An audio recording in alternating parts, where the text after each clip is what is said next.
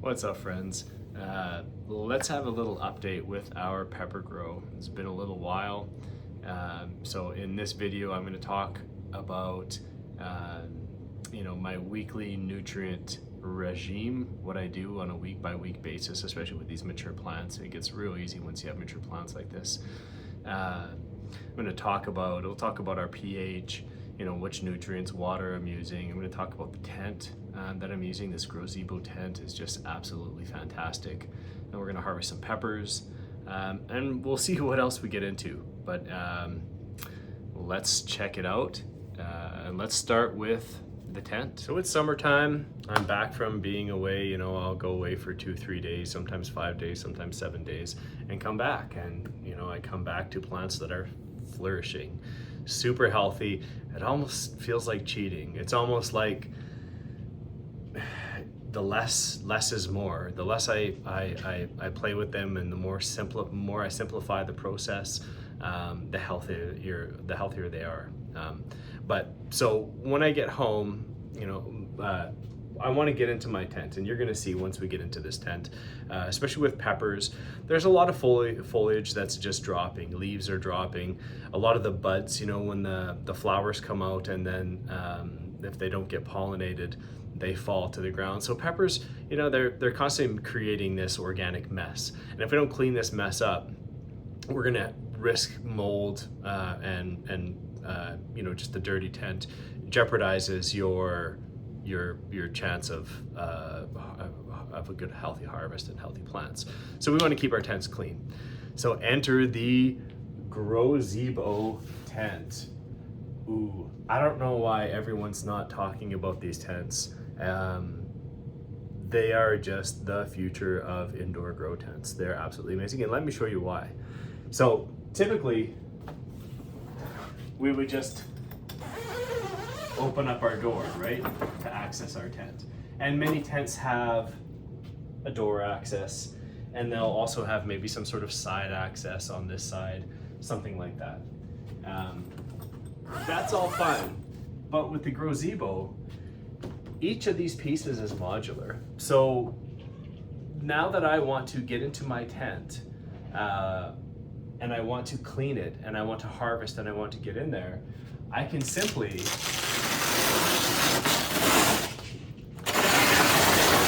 remove the whole panel on any side of the tent. Front, back, doesn't matter, okay? For all of you growers that have done, scrogging, and you need access to the sides of your plants, instead of doing some amazing yoga poses to get back there and tuck your plants or do whatever you do. I notice when it comes to harvest, I can tell where I've had access to my plants, where I've been able to reach, and where I haven't been able to reach. Where I haven't been able to reach, I haven't been able to defoliate. Maybe there's not enough light getting in there, and I can tell right there where my buds are smaller and they lack. But that's all because I couldn't get in there. But with this tent, it is amazing. Not only do the panels come off like this, there's a couple reasons why I really love this. One, I have 6 tents in my shed that all have broken zippers. What do you do with the tent with broken zippers? I haven't crossed that path where I go and get them fixed, but with a Gazebo, you could just buy this new door panel. So you're talking about a tent that's going to last you forever, and you can just replace your panels. Not only that, you could make a pretty cool grow setup if you have the funds to make it happen, because these are modular. So we could order 3 of these. You can set up the frame however you want, and then you can just remove certain panels so you have whatever size tent that you need. It's a brilliant design. I can't say enough about this tent. I absolutely love it. So now that I have the side panels down, let's have a look at the plants. I'll show you what I mean by a messy tent that needs to be cleaned up. And yeah, let's do a little bit of maintenance. Okay, you can see I completely removed the front panel of the tent, giving me great access inside of my tent. And I've peeled this side back. I'll make more room after the video and do my proper maintenance, but I'm just showing you how, by removing this panel, look at the access I have back here. I can remove this panel completely, and I have access to all of the edges of the plants, everything underneath. I can clean up all these bits, and I'm not gonna kill myself trying to get in here to do it. What up, Grozebo, man? Amazing, amazing, amazing product. But have a look at these. I mean, the canopy, hey? The pepper canopy. These plants are so healthy. Look at the mess, right? All the, you can see even just when I shake, you just look all the little flower buds that are just raining off of here. Every plant does it. Give it a shake. So this is going to be super easy to clean up. I'm going to grab what I can by hand, then I'm going to use my shop vac, and I really can't say enough about the shop vac. It is such a great tool for your hydroponic garden, because you can use it as a wet or dry vacuum. So that means you can pump out your hydro buckets with it, you can put your filter in, and you can pick up your dry stuff. You can use it around your home, you can clean your car.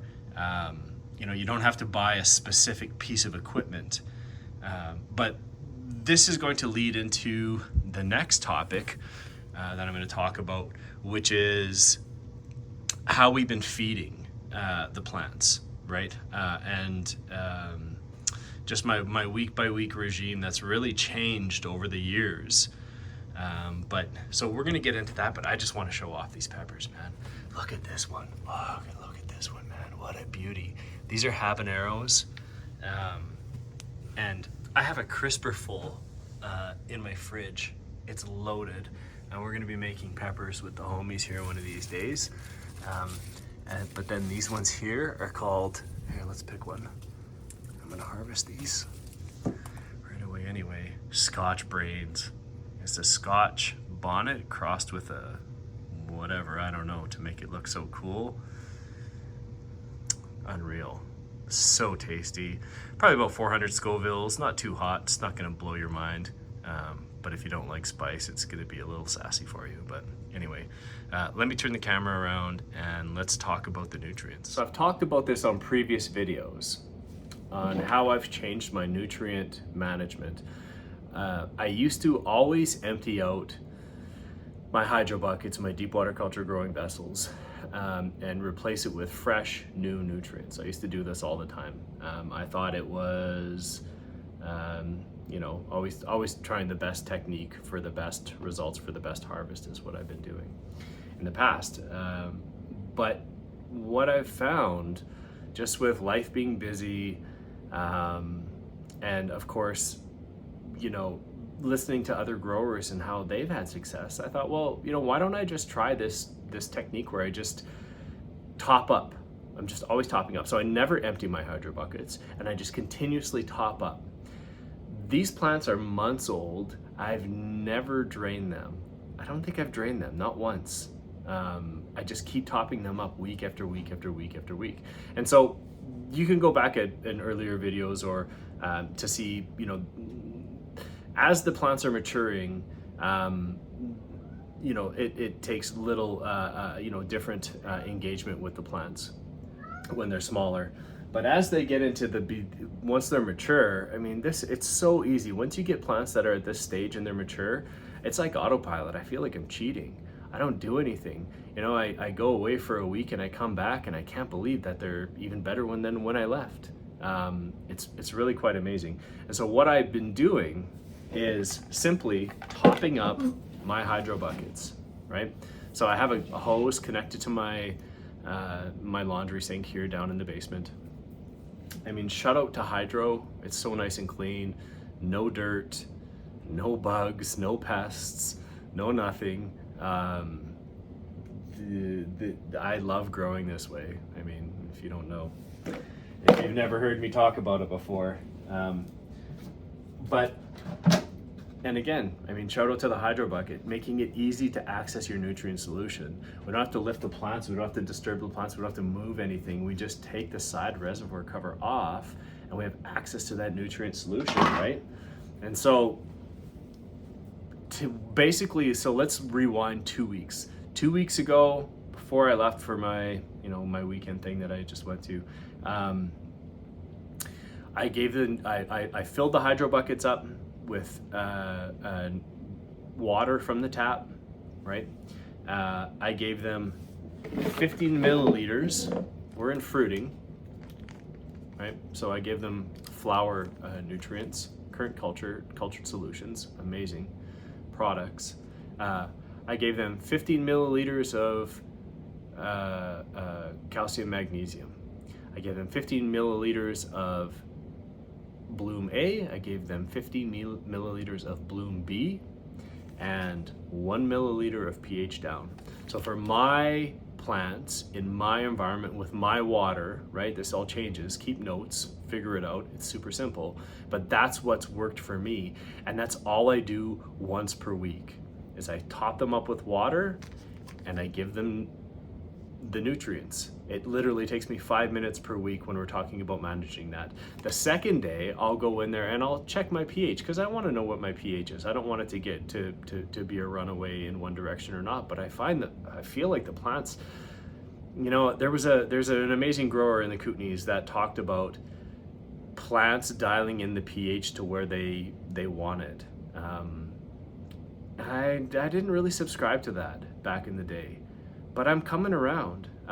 Because again, it's like the more I ignore these plants within reason, the healthier they go, the healthier they grow.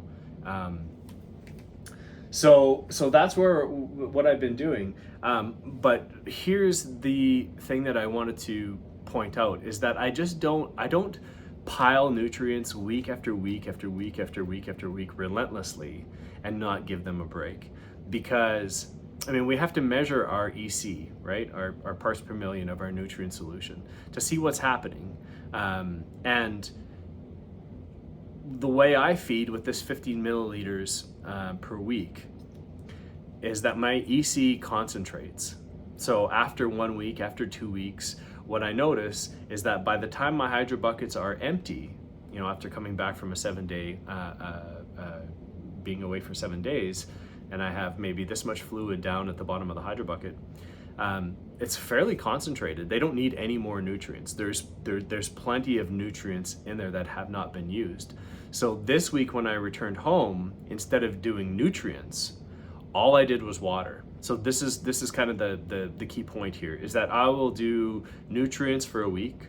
I'll do nutrients for another week, 15 mils, blah, blah, blah, what I said. And then on the third week, water only. And what I'll notice is when I give them that water only, now it gives the plant the opportunity to kind of use what's left over in there. And instead of going from an abundance of nutrients, it kind of goes into a deficiency of nutrients, not by much, but a little bit. So by adding water only, it gives the plants and the roots and everything a chance to just, balance, to get balanced. And I'll keep it like this for a week. I'm not going to do anything. And then after this week, and I lose, 2/3 or so of my nutrient solution, I'm going to fill it up again with my hose and get back to my 15 mils. It's been working absolutely wonderfully. So I'm just happy to share this with you guys. It's deep water culture for me is becoming so easy. I feel like, I keep saying it, I feel like I'm cheating because I just can't believe how healthy these plants are growing. And the more I just kind of lay off, the better they do. So there is also one thing I did want to talk about though, is of course I don't only use nutrient solution, there are some additives, right? I also use product Hygrozyme, Hygroben. I mean, these two products, right? So these two products essentially, we're taking, I love the term, what is it? There's a term that's been floating around in the industry where we're using beneficials plus NPK synthetics, synganic, I think is what people have been terming it, right? And so we're giving the plants NPK, but then we're giving them microbials and enzymes in the nutrient solution to create that organic living environment. So then those organisms help the NPK uptake and regulate the NPK uptake to really give the plants exactly what they need. So essentially, it's a lot like living soil, where we're giving the plant full access. It's like a buffet. We're not force feeding, we're not slamming it with NPK. We're giving it NPK as prescribed, but then we're allowing the microbials to do that interaction to decide how much does the plant need. This is just kind of how I feel how it's going. And people have been having amazing success with this, and including myself. So not only that, but when we use these products, the water or the nutrient solution, it's buffered against contamination and then against risk of failure, because it's alive. Just like, a healthy living soil isn't just going to get contaminated, because something would have to overtake the living organisms that are in there in order to establish a contamination. Then it would have to take over, so it'd have to be very strong. It's the same thing that's happening here, is that we have a built living organism in the nutrient solution in the root mass. So contamination has to be pretty significant in order to get past its healthy defenses. So, I mean, the proof is in the pudding. It's been working so well. And the one thing, well, not the one thing, I mean, how many things can I talk about once in the video? Anyway, super happy with how this is going. Use Hygrozyme, use Hygroben, use a high quality NPK cultured solutions. We sell these. We have a great relationship with them, and they make the just amazing products for deep water culture. That's it. So thanks for watching this video. Like and subscribe, please. Right, always helps. If you have any questions, hit me up.